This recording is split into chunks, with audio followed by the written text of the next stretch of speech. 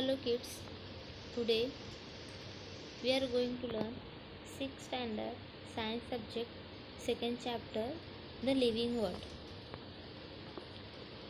So in the living world, can you recall and according to a image. So can you see that the image? So in image here one girl are with the book while play with the kite or fly the kite in the sky. Plant, trees, bucket, ball, dog, etc. Some things are seen in the image. So, what do you recognize by seeing the image? मतलब इस image में हम देख सकते हैं लड़की किताब पढ़ रही है, लड़का काइट को उड़ाने की प्रैक्टिस करने जा रहा है, उड़ाने जा रहा है, प्लांट है, ट्री है, बकेट है मीन्स बाल्टी है, चिकन है, hen है, डॉग है, बॉल है, एक्सेट्रा. मतलब बहुत सारी चीज़ें यहाँ पे इस इमेज में दिखाई दे रही है. So chapter name is the living world. So living world means what? Living means what?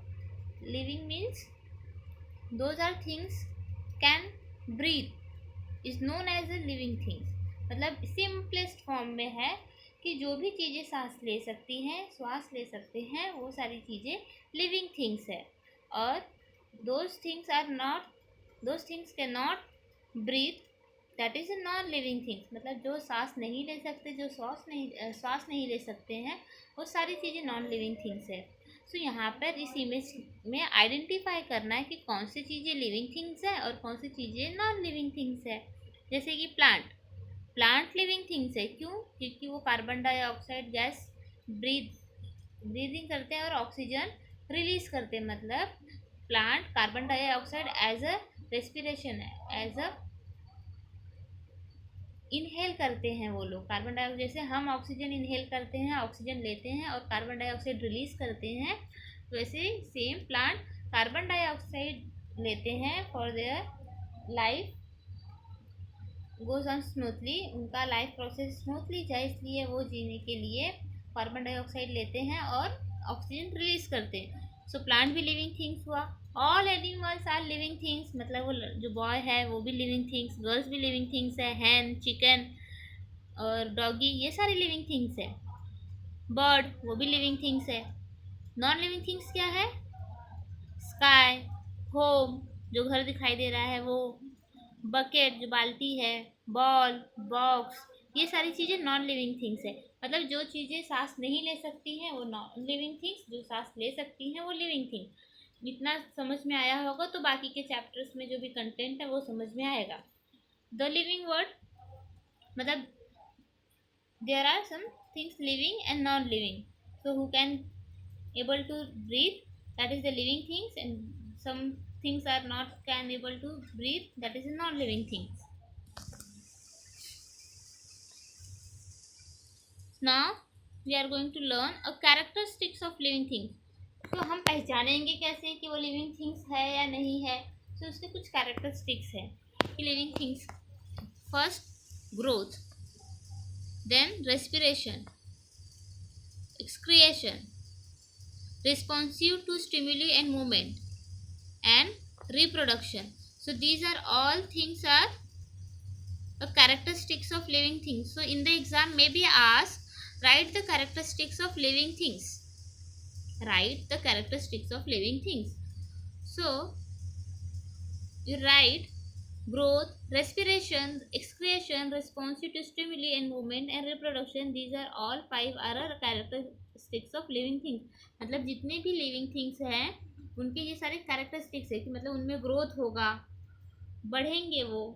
Respiration मतलब वो सांस ले सकते हैं. एक्सक्रिएशन मतलब जो बॉडी के वेस्ट मटेरियल है वो उनके बॉडी से बाहर जा सकता है. Responsive to stimuli and moment, वो रिस्पॉन्स कर सकते हैं. जैसे कि अगर हमें चटका लगता है या फिर हमें कोई चिमटी लेता है तो हमें तुरंत ब्रेन पे सिग्नल जाता है और हमें वो मोमेंट पता चलती है. मतलब हम मोमेंट कर सकते हैं. Living things are able to moment, वो मोमेंट कर सकते हैं स्केप अ प्लांट मूवमेंट नहीं कर सकते, बट लिविंग थिंग्स मूवमेंट कर सकते हैं, जैसे कि नॉर्मल ह्यूमन बींग्स हैं वो रिस्पॉन्स दे सकते हैं। ये सारे कैरेक्टरिस्टिक्स लिविंग थिंग्स के हैं। रिप्रोडक्शन मतलब सेम अपने ही जैसे दूसरे लिविंग थिंग्स का बर्थ करना, जन्म देना, जैसे कि हैन है तो वो चिकन आते हैं, डॉग है तो पपी होता है, मतलब बेबीज आते हैं। सो वो रिप्रोडक्शन प्रोसेस हुआ, मतलब those are can able to reproduce, that is also characteristics of living things. तो there are 5 characteristics of living things. Growth, जिसमें जो बढ़ते हैं, जिसका ग्रोथ होता है। रेस्पिरेशन, जो सांस ले सकते हैं। एक्सक्रिएशन, जो अपने बॉडी से वेस्ट मटेरियल रिलीज कर सकते हैं। Responsive to stimuli and moment, जो रिस्पॉन्स कर सकता है, मोमेंट कर सकता है वो। और रिप्रोडक्शन, जो सेम अपने ही जैसे नए एक लिविंग थिंग्स को प्रोड्यूस कर सकता है, वो reproduction.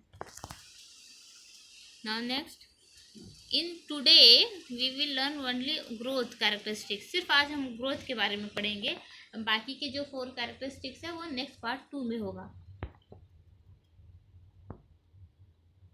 So growth in the living things. So I did clearly or observe carefully this picture. So in the picture, dog, chicken, one girl, one boy and plant. इस पूरे image में, first image में एक dog है, chicken है, लड़की है, लड़का है और एक छोटा सा प्लांट है। फिर थोड़े टाइम के बाद वो सारी चीज़ें बड़ी हो गई हैं। लड़की के हाथ में हैन है, प्लांट से वो ट्री में कन्वर्ट हो गया है, लड़का थोड़ा बड़ा हो गया, लड़की भी बड़ी हो गई है और डॉग भी बड़ा हो गया है, मतलब उनका थोड़ा सा ग्रोथ हुआ है। फिर थोड़े टाइम के बाद, थोड़े साल के बाद हैन नहीं है, मतलब हैन की डेथ हो गई है। एक सर्टेन पीरियड के बाद उस हैन का ग्रोथ होना स्टॉप हो गया, मतलब डेथ हो गया है। बाकी के डॉग, लड़का, लड़की और ट्री बड़े हो गए हैं, ग्रोथ हुआ है उनका। फिर कुछ सर्टेन पीरियड के बाद सिर्फ tree, old man, old women, सिर्फ इतने ही रह गए हैं और डॉगी की डेथ हो गई है। मीन्स ये इमेज से ये समझ में आता है कि एक सर्टेन पीरियड तक हर एक चीज़ का ग्रोथ होता है। So what difference do we see between the youngs one and he adult in the picture. तो अभी मैंने बताया कि एक सर्टेन पीरियड तक हर एक चीज़ की ग्रोथ होती है। A baby grow up to become an adult person, मतलब जो बेबीज थे वो तब तक ग्रो हुआ उनका, तब तक वो अडल्ट नहीं हो गए। Women or man.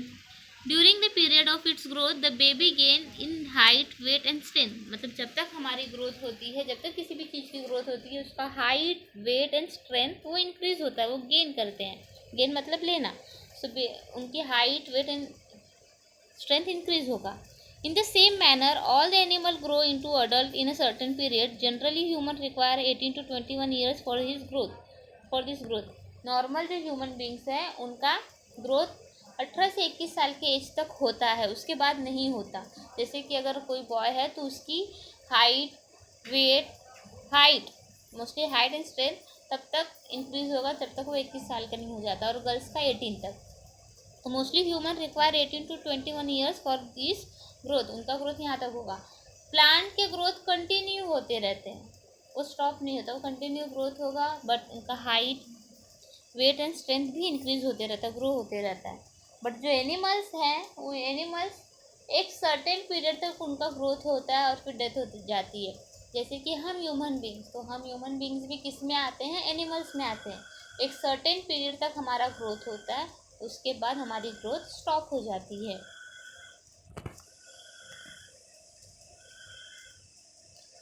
Now next, try this. Tie a thread to the tip of a potted sapling. Keep the thread straight and tie it to a peg or a nail above the plant. What do you observe after 10 to 15 days? What tell us that the plant has grown taller? In all plants, it is mainly the width and height of the stem that grow. As they grow, some plants develop branches, their other don't. Through all living things grow, animal grow only for a certain period. Plant, on the other hand, grow as long as they live. The growth of the living things occur from within the body, which means that grow occur in all part of the body. Means एक ये activity है. सो इस activity में normal हम तो human beings का growth देखते हैं कि पहले छोटा है, छोटा बेबी के बाद थोड़ा सा बड़ा हुआ, फिर थोड़ा और बड़ा होगा. बट प्लांट का ग्रोथ हमें समझ में नहीं आता कि प्लांट का ग्रोथ कैसे हो रहा है. तो वो प्लांट का ग्रोथ क्लियरली आइडेंटिफाई करने के लिए एक एक्टिविटी कर सकते हैं. जैसे कि एक पॉट है, उस पॉट में हमने सीड डाला. वो सीड डालने के बाद थोड़ा सा वो ग्रो होगा, एंड देन ग्रो होने के बाद थोड़ा सा ग्रो होने के बाद उसको स्ट्रिंग से एकदम टाइटली एक हुक से टाई कर दो. टाई करने के बाद 10-15 एकदम टाइट स्ट्रेट स्ट्रिंग होना चाहिए और उसे टाई कर दो. और 10-15 दिन के बाद ऑब्जर्व करो वो जो स्ट्रिंग होगा वो थोड़ा लूज हो गया रहेगा. सो लूज कैसे होगा? क्योंकि अगर हमने स्ट्रिंग को एकदम टाइटली बांध के रखा है लीव्स के साथ, एक स्टेम के साथ, तो जैसे ही उस प्लांट का ग्रोथ होगा, उसकी हाइट इंक्रीज होगी, सो ऑटोमेटिकली स्ट्रिंग क्या हो जाएगा, थोड़ा सा लूज हो जाएगा अपने आप.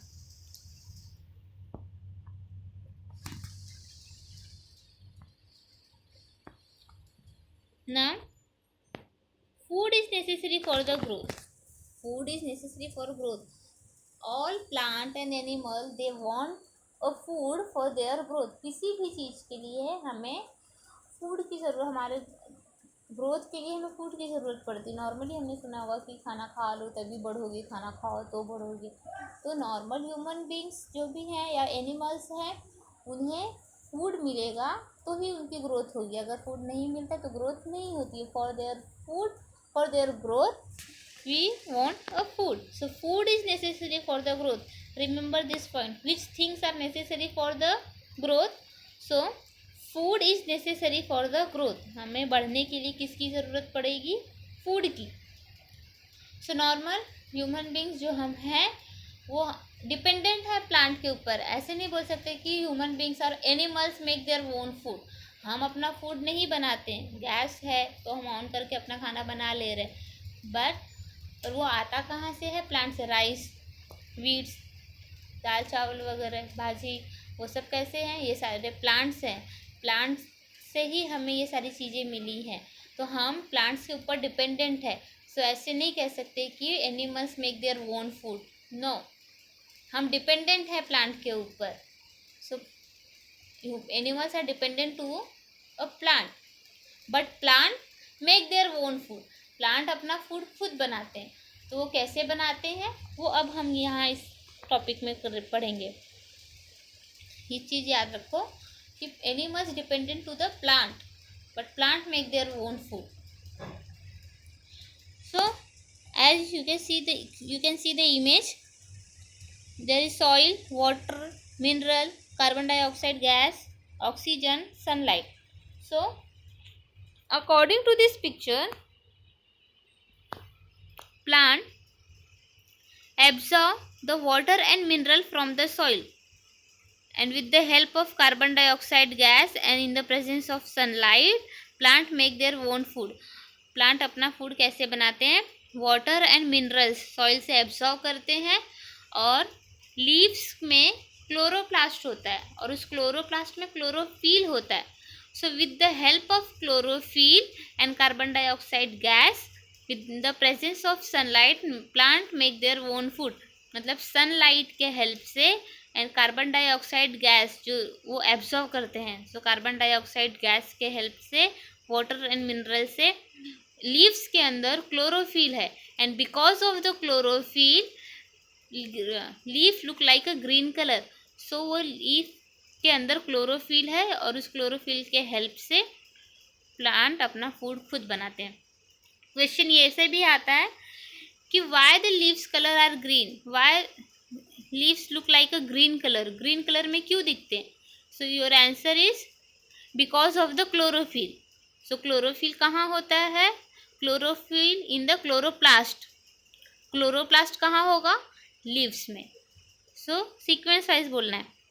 इन the leaf there is a chloroplast, in the chloroplast there is a chlorophyll, and in the presence with the help of chlorophyll, in the presence of sunlight, Plant make their own food by absorbing a carbon dioxide gas, water and mineral, and the whole this process is said to be a photosynthesis.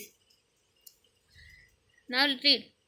Plants make their own food in sunlight. Plant अपना खाना खुद बनाते हैं कैसे? सन में, sunlight के help से.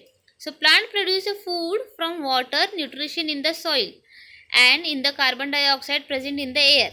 So plant make their own food and produce own food with the help of water, mineral, nutrition present in the soil and carbon dioxide in the air with the presence of sunlight.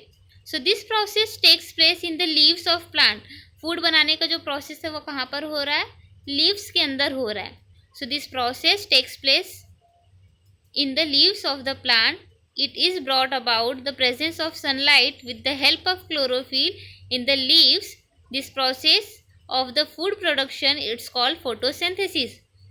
So question, what is mean by photosynthesis? So you should write the answer.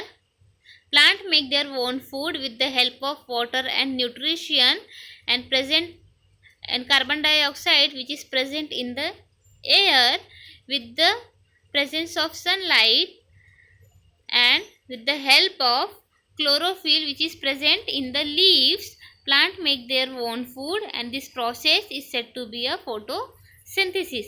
मतलब soil से water and mineral को absorb करना, carbon dioxide में से carbon dioxide को absorb करके sunlight के help से फूड बनाते हैं. कहाँ पर? लीव्स के अंदर. किसके साथ? क्लोरोफिल के साथ. और इस सारे प्रोसेस को क्या बोलेंगे? Photosynthesis. I hope you all understand what is the process of photosynthesis और production, food production. What is mean by the photosynthesis? तो ये आंसर लिखना है कि plant produce the food from water and nutrition in the soil, the carbon dioxide present in the air, and the process takes place in the leaf in the presence of sunlight with the help of chlorophyll. Plant make their own food and this process is said to be a photosynthesis. Simplest form में याद रखो, water nutrition कहाँ पर है? Soil में है. तो soil से वाटर एंड न्यूट्रिशन एब्जॉर्व करेंगे. कार्बन डाइऑक्साइड गैस कहाँ है? एयर में है, तो वो एब्जॉर्व करेंगे. किसके प्रेजेंस में बनाएंगे? सनलाइट के प्रेजेंस में बनाएंगे. कहाँ पर बनाएंगे फूड? लीव्स में बनाएंगे. लीव्स में किसके हेल्प से बना रहे हैं? क्लोरोफिल के हेल्प से बना रहे हैं. और ये पूरे प्रोसेस को क्या कहेंगे हम? फोटोसिंथेसिस. और लीव्स के कलर ग्रीन क्यों होते हैं? Because of chlorophyll. So normal अभी अपने एटमॉस्फेयर में, सराउंडिंग में कहीं पे भी देखोगे कि लीफ ग्रीन कलर में क्यों दिखता है, तो आप इजीली बोल सकते हो कि बिकॉज ऑफ क्लोरोफिल. क्लोरोफिल की वजह से लीव्स ग्रीन कलर में दिखते हैं. Now during this process plant give out oxygen. Plant appear mainly green in colour due to the chlorophyll in them. और कार्बन डाइऑक्साइड इनहेल करते हैं और फूड बनाने के बाद ऑक्सीजन रिलीज करते हैं, जो ऑक्सीजन हम लेते हैं अपने रेस्पिरेशन सिस्टम के लिए, सांस लेने के लिए. So in this process what plant give out? So oxygen. And why the leaves look like a green color? Because of chlorophyll. Now intake the food by animals. Animals however don't have a chlorophyll. Animals के अंदर chlorophyll नहीं होता, इसलिए वो अपना food खुद नहीं बनाते और वो डिपेंडेंट रहते हैं प्लांट के ऊपर. So animals however don't have a chlorophyll. They don't produce their own food. They search for the food. Animals such as the goat, sheep, horse eat grasses, while wild animals such as the tiger and lion meet their need of food by hunting other animals which live on the plant. So goat, sheep, horse ये सारे grass के ऊपर dependent रहते हैं, green plants के ऊपर dependent रहते हैं. बट लायन, टाइगर वो सब प्लांट्स वगैरह नहीं खाते, तो वो किसके ऊपर डिपेंडेंट है? ये सारे एनिमल्स के ऊपर डिपेंडेंट है जो प्लांट के ऊपर डिपेंडेंट है. जैसे कि शीप, गोट, हॉर्सेस, ये सारे जो वेजिटेरियन कह सकते हो, वेजिटेरियन जो एनिमल्स हैं जो खाते हैं, वेजिटेरियन एनिमल्स. सो उन एनिमल्स को ये नॉन वेजिटेरियन एनिमल्स खाते हैं, जैसे कि लायन, टाइगर ये सब है. शॉर्टली माइंड में रखो कि कौन किसे खाता है. शीप, गोट, हॉर्स, ये सब प्लांट्स खाते हैं, ग्रीन वेजिटेबल्स खाते हैं, जैसे प्लांट ग्रासेस वगैरह खाते हैं, प्लांट्स खाते हैं। और जो टाइगर, लायन है, वो क्या खाते हैं, वो ये सारे एनिमल्स को खाते हैं, शीप, गोट, हॉर्स, ऐसे एनिमल्स को खाते हैं जो प्लांट्स पे डिपेंडेंट है।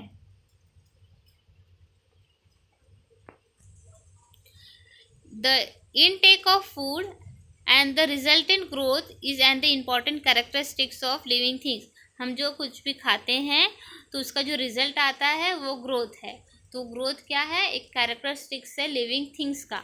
So growth, food is necessary for the growth and growth is the important characteristics of living things. I hope you all understand.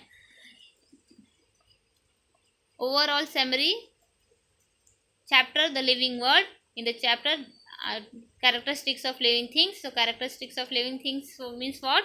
5: growth, respiration, reproduction, excretion, stimuli, responsive and stimuli. These are all 5 characteristics.